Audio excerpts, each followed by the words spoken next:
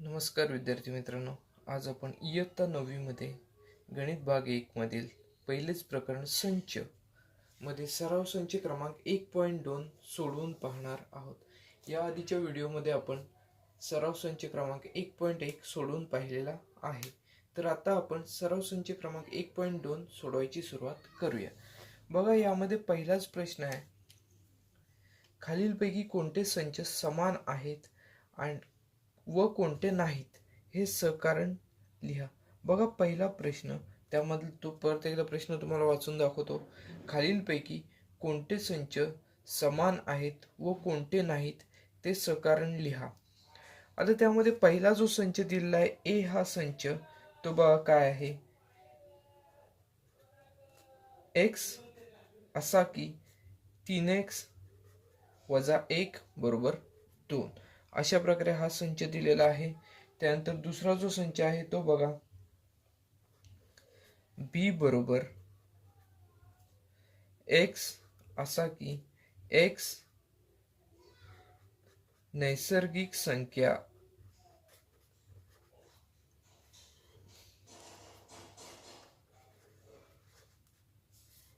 आहे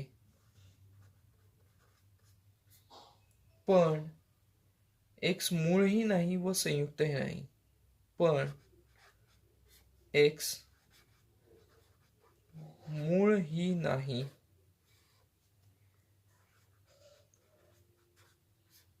व संयुक्तही नाही.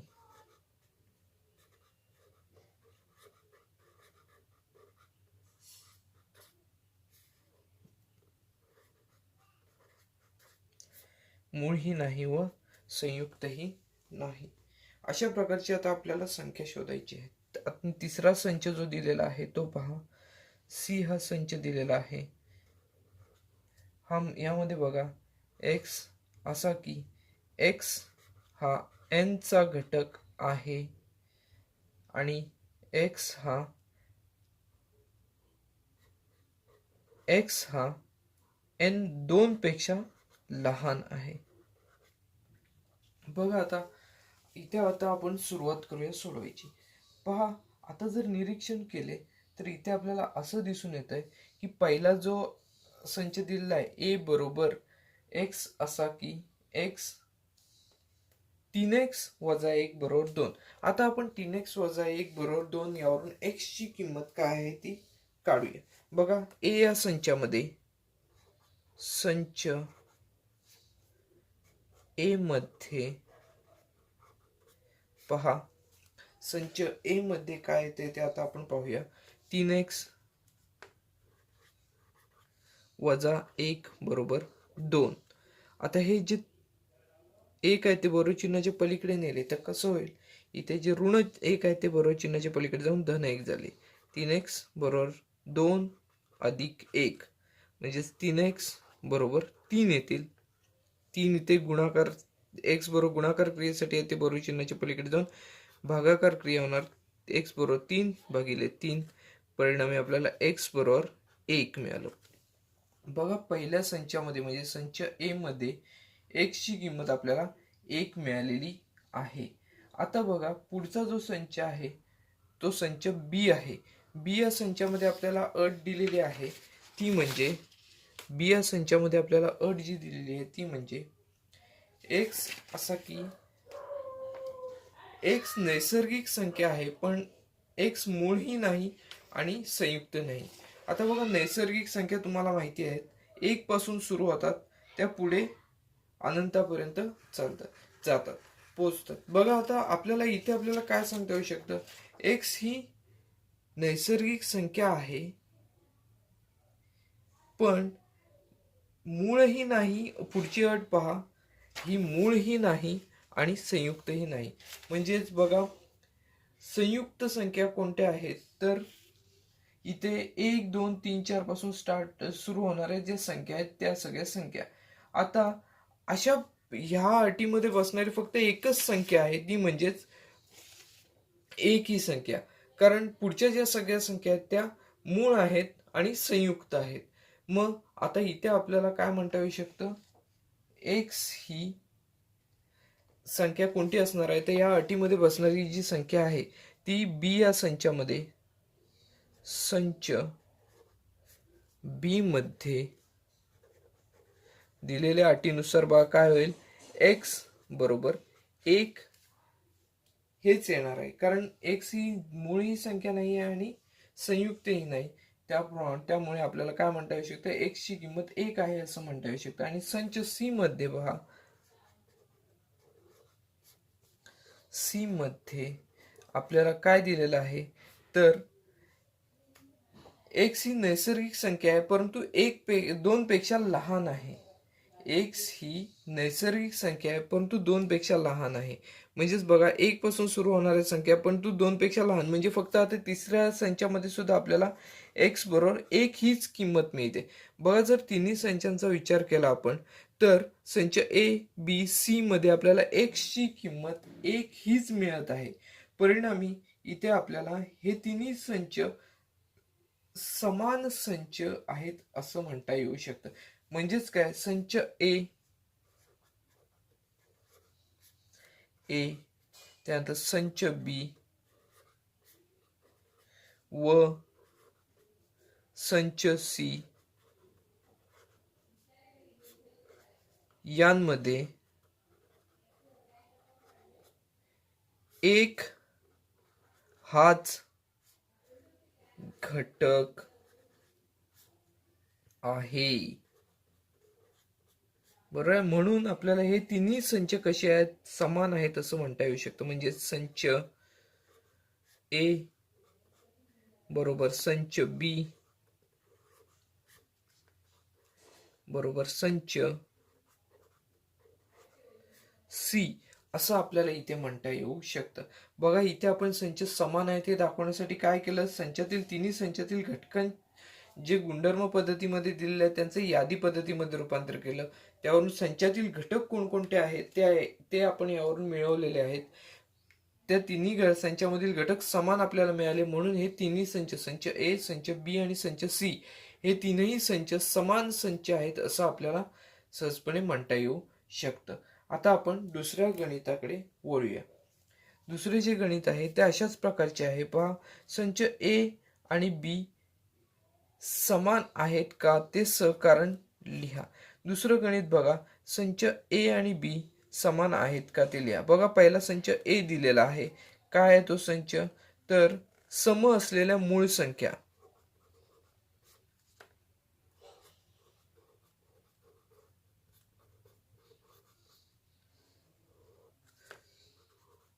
मूळ संख्या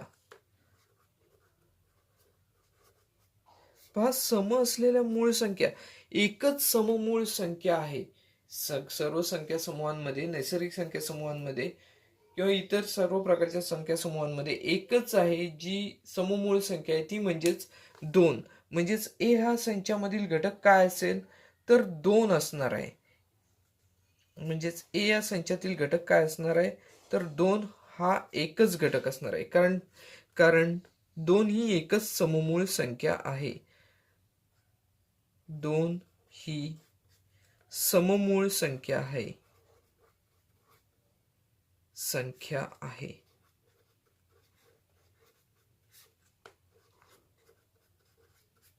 झालं. आता आपल्याला इथे ए या संचातील घटकांची किंमत आपल्याला मिळाली. तसंच आपल्याला इथे बी हा संच सुद्धा इथे दिलेला आहे. तो बी हा संच इथे आता आपण पाहूया. बी बरोबर आपल्याला दिलेला इथे बघा, गुणधर्म पद्धतीमध्ये एक्स असा की 7x - 1 बरोबर 13. इथे आपल्याला हे समीकरण दिलेलं आहे. हे समीकरण इथे आपल्याला सोडवावं लागणार आहे. बघा, आता हे समीकरण सोडून पाहूया आपण. 7x - 1 बरोबर 13. बघा, 7x बरोबर हे ऋण 1 बरोबर चिन्हाच्या पलीकडे गेले की 13 अधिक 1 होणार आहे. म्हणजे 7x बरोबर 13 अधिक 1 14 होईल. x बरोबर हे 7 बरोबर चिन्हाच्या पलीकडे गेले तर भागाकार क्रियेसाठी जातील. म्हणजे 14/7 म्हणजेच x बरोबर 7 दुने 14.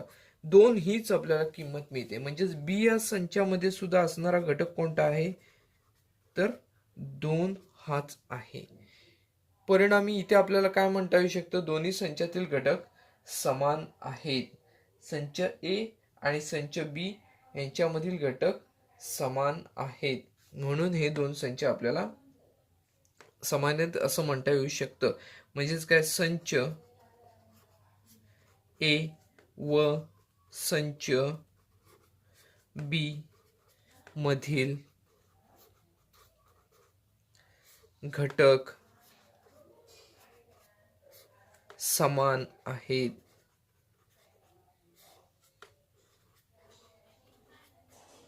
संच ए व संच बी मधील घटक आहेत ते समान आहेत, परिणामी हे दोन संच आपल्याला समान आहेत असं म्हणता येऊ शकतं. संच ए बरोबर संच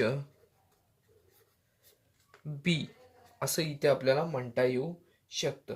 संच ए आणि बी मधील घटकांची संख्या, घटक जे आहेत म्हणजेच कोणता संच ए मध्ये आपण सोडून पाहिले तर संच ए मधील घटक जो आहे तो 2 हाच आहे.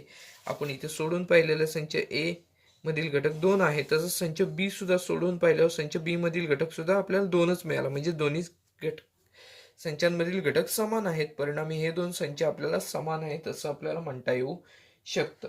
हे बघा, हे उदाहरण आपण सहकारण लिहिलेलं आहे. आता आपण तिसऱ्या उदाहरणाकडे वळणार आहोत. तिसरा जो प्रश्न आहे तो पहा, सराव संचातील प्रश्न क्रमांक 3 जो आहे तो बघा.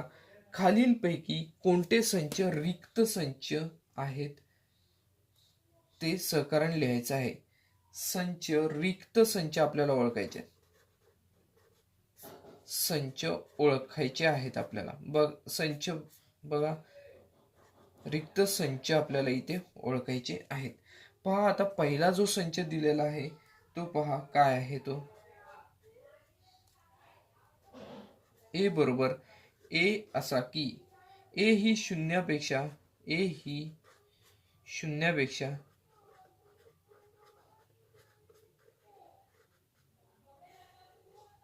लहान असणारी नैसर्गिक संख्या आहे.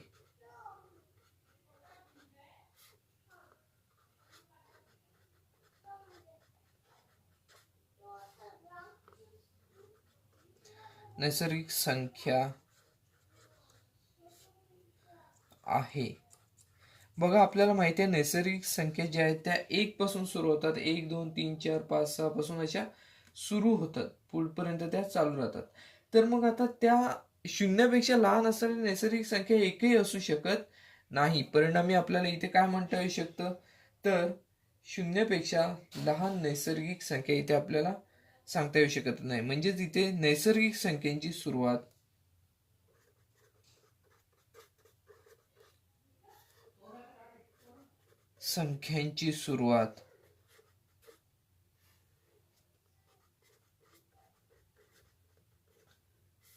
एक पासून होते.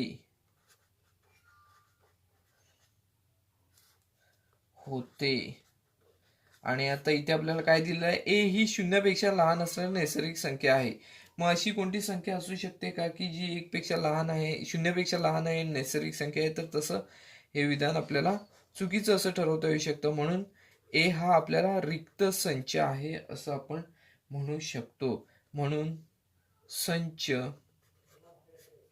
ए हा रिक्त आहे, रिक्त संच आहे असं आपल्याला म्हणता येऊ शकतं. तिसऱ्यातलं हे आहे पहिले उदाहरण. आता आपण दुसरं जे उदाहरण आहे ते पाहूया. बघा, बी बरोबर एक्स असा की एक्स वर्ग बरोबर 0. आता 0 एक्स वर्ग बरोबर 0 इथे असं दिलेलं आहे, एक्स वर्ग बरोबर 0. म्हणजेच एक्स बरोबर पण आपल्याला इथे 0 म्हणता येऊ शकतं. म्हणजेच बी या संचामधील घटक किती असणार आहेत बघा. हा 0 हा एक घटक आहे. जरी इथे 0 असला तरी तो एक घटक असल्यामुळे हा संच आपल्याला इथे रिक्त संच आहे असं म्हणता येऊ शकत नाही. परत एकदा ही स्टेप सांगतो तुम्हाला. बघा, एक्स वर्ग बरोबर 0 आहे, तर एक्स वर्गचं वर्गमूळ 0 घेतलं तर 0चं वर्गमूळ 0. म्हणजेच एक्स वर्ग बरोबर 0 आहे तर एक्स बरोबर पण 0च आपल्याला मिळालेलं आहे. परिणामी एक्स बी या संचामध्ये घटक बघा 0 हा एक घटक आहे. परिणामी हा संच रिक्त संच आहे असं आपल्याला म्हणता येऊ शकत नाही. म्हणून संच बी हा रिक्त संच नाही असं आपल्याला म्हणता येऊ शकतं. संच बी हा रिक्त संच नाही असं आपल्याला म्हणता येऊ शकतं. का तर ह्याच्यामध्ये एक घटक आहे. कोणता घटक? तर 0 हा एक घटक आहे, म्हणून हा संच रिक्त संच नाही असं आपण म्हणू शकतो. आता यातील तिसरे जे उदाहरण आहे त्या तिसऱ्या उदाहरणाकडे आपण वळणार आहोत. बघा, तिसरे जे उदाहरण आहे ते आहे सी बरोबर महिरपी कंसामध्ये x असा की 5x वजा 2 बरोबर 0. आणि त्याचबरोबर आपल्याला इथे एक अट दिलेली आहे, ती म्हणजे x हा n चा घटक आहे, म्हणजे x ही नैसर्गिक संख्या आहे असं आपल्याला इथे दिलेलं आहे. बघा, हे आपण सोडवून पाहूया. 5x वजा 2 बरोबर 0 आहेत. तर हे ऋण 2 बरोबर चिन्हाच्या पलीकडे जाऊन धन 2 होणार. 5x बरोबर 2 मिळतील आपल्याला. बघा, आता हे अजून आता सोडवत गेलो तर x ला इथे 5 गुणाकार क्रियेसाठी आहेत, ते बरोबर चिन्हाच्या पलीकडे जाऊन भागाकार क्रियेसाठी जातील. x बरोबर 2 भागिले 5 मिळेल आपल्याला. आता बघा, x बरोबर 2 ला 5 ने जर आपण भागलं तर आपल्याला इथे मिळतील 5 20 म्हणजे 0.4 मिळतील. आता पहा, आपल्याला x ची किंमत मिळालेली आहे. c बरोबर इथे या संचामध्ये जो घटक आहे त्याची किंमत मिळालेली आहे. परंतु जर आपण पुढे अट जी दिलेली आहे ती अट पाहिली तर बघा, इथे x हा n चा घटक आहे, म्हणजे x ही नैसर्गिक संख्या आहे. आणि नैसर्गिक संख्या ह्या कशा असतात? 1 2 3 4 5 6. आणि इथे आपल्याला जी संख्या मिळालेली आहे ती दशांश रूपात मिळालेली आहे. परंतु परिणामी आपल्याला असं म्हणता येऊ शकत नाही की ही नैसर्गिक संख्या आहे. बघा, दिलेल्या अटीनुसार आपण सोडवलं, x ची किंमत काढली, परंतु इथे दुसरी अट काय आहे? तर x ही नैसर्गिक संख्या आहे आणि 0.4 ही नैसर्गिक संख्या नाही आहे. जी x ची किंमत आपल्याला मिळालेली आहे ती नैसर्गिक संख्या नाही. म्हणून हा संच जो आहे सी हा संच, हा सुद्धा संच आपल्याला रिक्त संच आहे असं म्हणावं लागेल.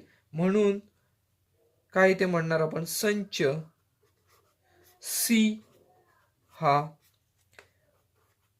रिक्त संच आहे असं आपण इथे म्हणणार आहोत. बघा, परत एकदा सांगतो, इथे काय केलं, इथे आपण पहिली 3 जी उदाहरणे पाहिली तिसऱ्या प्रश्नातली, रिक्त संच आहेत की नाही ते ओळखायचं इथे फक्त आपल्याला सांगितलं होतं आणि ते सहकारण लिहायचं होतं. सहकारण लिहित असताना पहा, पहिला जो प्रश्न आहे, ए हा संच दिला होता. ए बरोबर ए असा की ए ही 0 पेक्षा लहान असणारी नैसर्गिक संख्या आहे. आता आपल्याला हे सोडवण्यासाठी सुरुवातीला नैसर्गिक संख्या कोणत्या असतात, पूर्ण संख्या, पूर्णांक संख्या, परिमेय संख्या, अपरिमेय संख्या, या सगळ्या कोणकोणत्या असतात हे आपल्याला माहीत असणं गरजेचं आहे. त्यामुळे आपण काय केलं, सुरुवातीला हा जो गुणधर्म पद्धतीतील संच दिलेला आहे तो आपण यादी पद्धतीमध्ये त्याचं रूपांतर केलं. बघा, ए बरोबर ए असा की ए ही 0 पेक्षा लहान असणारी नैसर्गिक संख्या आहे. आपल्याला माहिती आहे नैसर्गिक संख्यांची सुरुवात 1 पासून होते, म्हटल्यावर 0 पेक्षा लहान नैसर्गिक संख्या कोणतीच नसणार आहे. परिणामी आपण ए हा संच रिक्त संच आहे असं आपण दाखवलं. सहकारण आपण दिलेलं आहे. बघा, त्यानंतर दुसरा जो संच आहे बी हा संच दिलेला आहे. एक्स असा की एक्स वर्ग बरोबर 0. बघा, त्यावरून आपण एक्स ची किंमत 0 काढलेली आहे. 0 हा सुद्धा एक घटक आहे. 0 जरी 0ला काही किंमत नसेल तरी 0 हा सुद्धा एक घटक आहे. परिणामी हा रिक्त संच आहे असं आपल्याला म्हणता येऊ शकत नाही. म्हणजेच काय, बी हा संच सुद्धा रिक्त संच नाही असं आपण इथे म्हणणार आहोत. संच बी हा रिक्त संच नाही.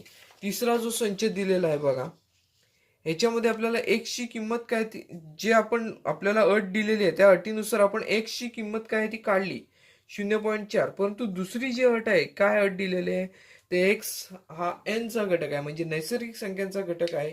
म्हणजेच आपल्याला 0.4 ही नैसर्गिक संख्यांमध्ये सामावून घेता येऊ शकत नाही. परिणामी आपण काय म्हणणार, तर सी हा संच सुद्धा रिक्त संच आहे असं आता इथे आपण म्हणणार आहोत. पहा आपले पहिले 3 प्रश्न सोडून झालेले आहेत. आता आपण पुढच्या प्रश्नाकडे वळणार आहोत. प्रश्न क्रमांक 4, सराव संचातील शेवटचा प्रश्न, प्रश्न क्रमांक 4. त्यामध्ये बघा, सूचना आधी वाचून दाखवतो तुम्हाला. खालीलपैकी कोणते संच शांत संच व कोणते संच अनंत संच आहेत ते सहकारण लिहायचं आहे. सुरुवातीला शांत संच म्हणजे काय हे आपल्याला माहीत असणे गरजेचे आहे. सुरुवातीला आपण रिक्त संच पाहिला. रिक्त संच म्हणजे रिकामा संच, ज्याच्यामध्ये कोणताही घटक नाही, तो रिक्त संच. ज्याच्यावर आधारित आपण आता उदाहरणे आपण पाहिली. तर आता शांत संच म्हणजेच काय, तर ज्या संचातील घटक आपल्याला मोजता येतात, सहजपणे मोजणे शक्य असते, तो संच म्हणजे शांत संच. आणि दुसरा संच म्हणजे अनंत संच. अनंत संच म्हणजेच काय, ज्याच्यातील घटक आपल्याला मोजता येणं शक्यच नसतं, मोजता येत नाहीत. ज्या संचातील घटक आपल्याला मोजता येत नाहीत, तो संच म्हणजेच अनंत संच असतो. तर मग आता आपण या दोन व्याख्यांनुसार आपण हे जे आपल्याला दिलेले जे संच आहेत, ते संच शांत आहेत की अनंत संच आहेत, ते आता आपण पाहणार आहोत. बघा, यामधील पहिले जे उदाहरण आहे ते बघा. ए हा संच दिलेला आहे. ए बरोबर एक्स असा की एक्स हे 10 पेक्षा लहान आहेत आणि एक्स ही नैसर्गिक संख्या आहे.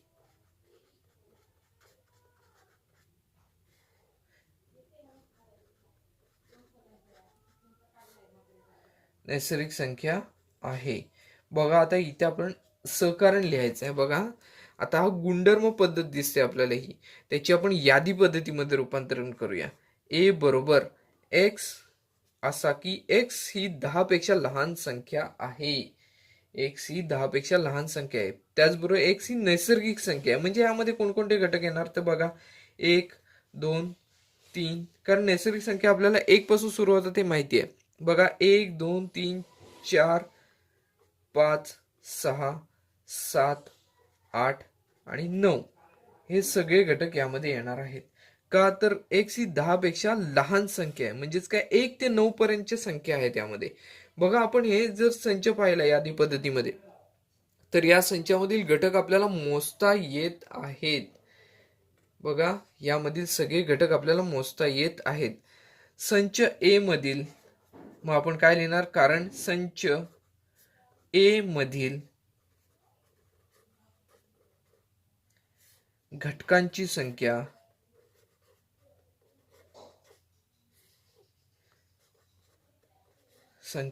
मोजता येते.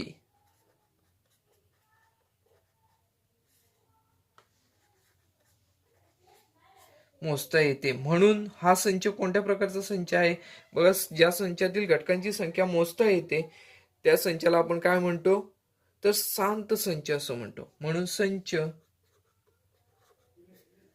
ए हा शांत संच आहे.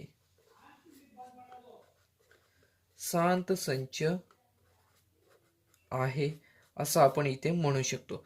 का, तर या संचातील घटकांची संख्या आपल्याला मोजता येत आहे. बघा, आपण इथे गुणधर्म पद्धतीमध्ये इथे दिलेला संच होता, तो आपण काय केला, तर यादी पद्धतीमध्ये त्याचं रूपांतरण केलं. दिलेला गुणधर्म ओळखून व्यवस्थितपणे त्याचं यादी पद्धतीमध्ये रूपांतर केलं. आपण यादी पद्धतीमध्ये रूपांतर केल्यानंतर आपल्याला असं दिसून येते की या संचातील घटकांची संख्या आपल्याला मोजता येते. म्हणून हा संच कशा प्रकारचा आहे, तर शांत संच आहे असं आपण म्हणणार आहोत. बघा, जे दुसरे उदाहरण आहे ते पहा. बी बरोबर इथे बघा वाय असा की वाय हे ऋण 1 पेक्षा मोठे आहेत आणि वाय ही पूर्णांक संख्या आहे.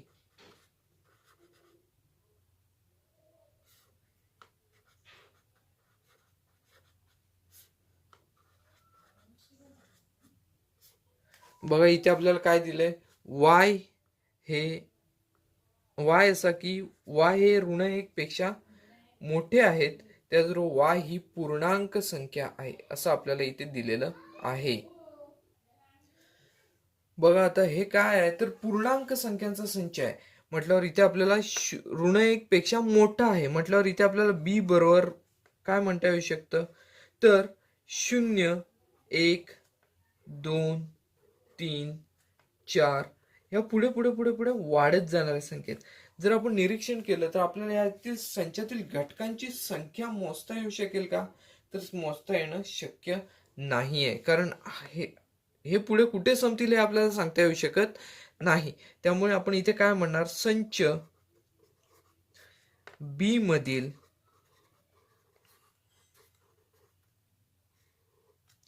घटकांची संख्या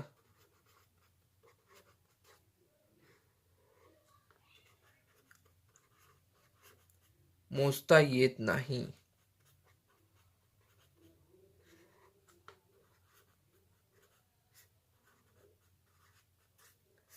म्हणून काय म्हणणार, आता ज्या संचातील घटकांची संख्या मोजता येत नाही त्या संचाला आपण काय म्हणतो, तर अनंत संच असे म्हणतो. म्हणून संच बी हा अनंत संच आहे असं आपण इथे म्हणू शकतो. बघा, इथे आपण दिलेल्या अटीनुसार इथे आपण सोडवलेला आहे. y हा ऋण 1 पेक्षा मोठा आहे, त्यामुळे आपण काय केलं, ऋण 1 पेक्षा मोठी पूर्णांक संख्या इथे शोधल्या. तर ऋण 1 पेक्षा मोठ्या कोणत्या, 0 1 2 3 4 ह्या पुढे पुढे वाढत जाणार आहेत, ते आपल्याला मोजता येत नाहीत. म्हणून इथे आपण काय म्हटलं, तर हा जो संच आहे तो अनंत संच आहे असं आपण इथे म्हटलं. आता तिसरं जे उदाहरण आहे त्या तिसऱ्या उदाहरणाकडे आपण आता वळायचे आहे. बघा, तिसरे उदाहरण इथे सी हा संच दिलेला आहे. सी बरोबर तुमच्या शाळेतील 9वी मधील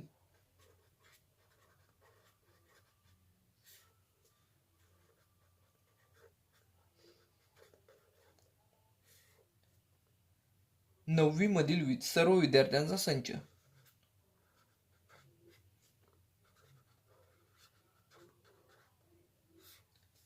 सर्व विद्यार्थ्यांचा संच.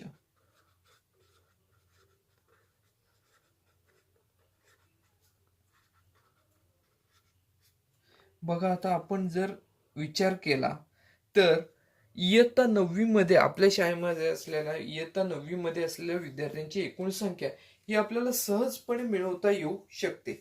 9वी मध्ये किती विद्यार्थी आहेत हे आपल्याला हा जो अंक आहे तो आपल्याला सहजपणे मिळवता येऊ शकतो. यामुळे आपण काय म्हणणार, तर संच सी हा काय आहे, संच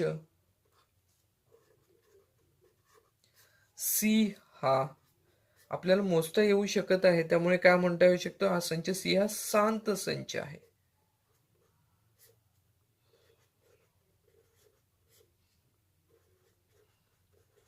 बघा, कारण आपल्याला काय म्हणता येऊ शकते इथे, कारण आपण काय देणार, तर 9वी मधील विद्यार्थ्यांची संख्या आपल्याला सहजपणे मोजता येऊ शकते. परिणामी हा जो संच आहे तो शांत संच आहे.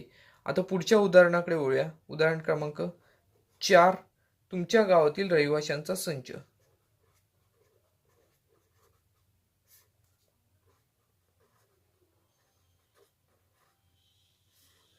रहिवाशांचा संच.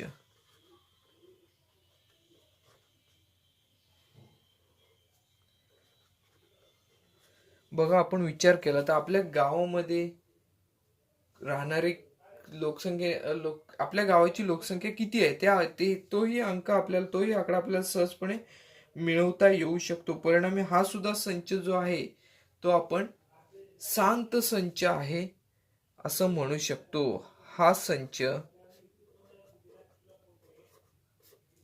शांत संच आहे. का, तर आपल्या गावामध्ये राहणारे जे लोकसंख्या आहे, राहणाऱ्या लोकांची लोकसंख्या जी आहे, संख्या जेवढी आहे ती आपण सहजपणे मिळवू शकतो. कागदोपत्री कुठेतरी त्याची नोंद असते. त्यामुळे आपण हा संच सुद्धा शांत संच आहे असं म्हणू शकतो. आता बघा, आपण पाचवं जे उदाहरण आहे त्याच्याकडे वळूया. पाचवे जे उदाहरण आहे त्यामध्ये बघा, प्रयोगशाळेतील उपकरणांचा संच.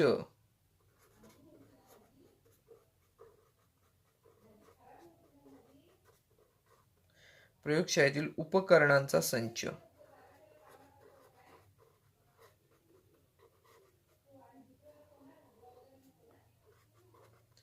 बघा प्रयोगशाळेमध्ये जेवढं आपलं साहित्य असतं त्या सगळं साहित्य रजिस्टरमध्ये त्याची नोंद केलेली असते.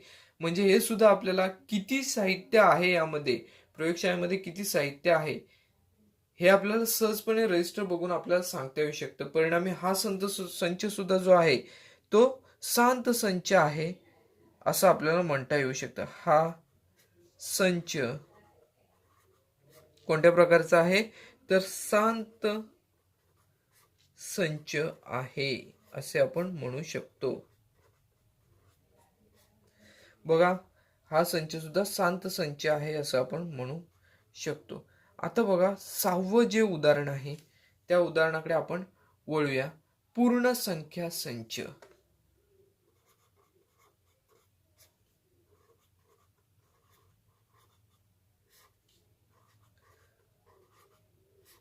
बघा पूर्ण संख्या संच जो आहे तो आता आपल्याला पाहायचा आहे. पूर्ण संख्यांचा जो संच आहे तो 0 पासून सुरुवात होते. बघा तो आपण इथे लिहूया, संचाला नाव देऊया m बरोबर. बघा 0 1 2 3 आणि हे पुढे पुढे वाढत जातात. बघा आता नैसर्गिक संख्यांचा संच कसा 1 पासून सुरुवात होते त्याची. पूर्ण संख्यांचा संच जो आहे त्याची सुरुवात 0 पासून होते, परंतु ते पुढे पुढे वाढत जातात. ते कुठपर्यंत वाढतात हे आपल्याला सांगता येऊ शकत नाही. म्हणजेच या संचातील घटकांची संख्या आपल्याला मोजता येऊ शकत नाही. याचं कारण काय येणार तर या संचातील घटकांची संख्या आपल्याला मोजता येत नाही, म्हणून हा संच अनंत संच आहे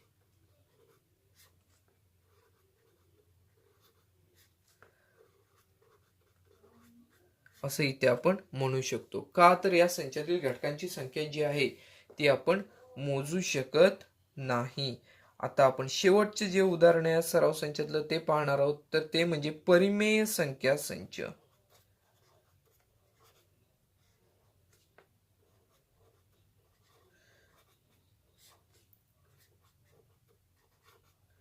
बघा परिमेय संख्या संच आता आपण पाहणार आहोत. बघा आता परिमेय संख्यांच्या बाबतीत जर विचार केला तर ह्या सुद्धा आपल्याला मोजता येऊ शकत नाहीत, कारण हे सगळे अपूर्णांक यामध्ये येत असतात. 4/3 2/3 अशा प्रकारचे सगळे अपूर्णांक यामध्ये समाविष्ट झालेले असतात. या सुद्धा आपण आपल्याला मोजता येऊ शकत नाहीत. परिणामी आपण हा संच सुद्धा अनंत संच आहे असं म्हणू शकतो. हा संच अनंत संच आहे.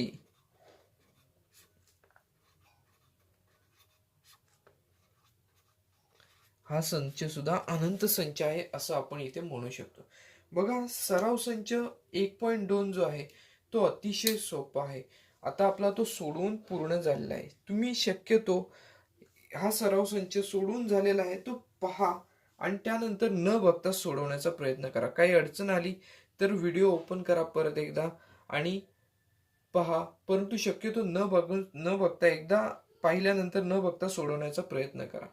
तर आता आपण पुढच्या व्हिडिओमध्ये पुढचा जो सराव संच आहे तो आपण सोडून दाखवू. अशाच प्रकारचे नवनवीन व्हिडिओ पाहण्यासाठी चॅनल सबस्क्राईब करा, व्हिडिओ लाईक करा. धन्यवाद.